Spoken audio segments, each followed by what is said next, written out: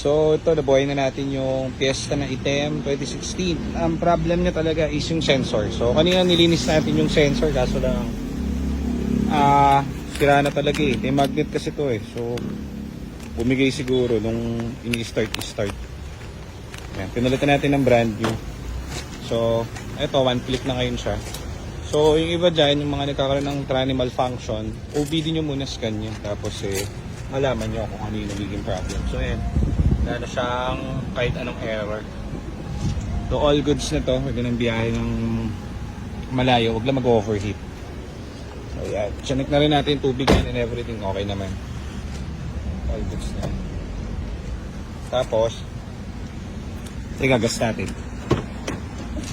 Siyempre kasi pag may malfunction to, ang nangyayari, hindi nag-shift kasi yung yan.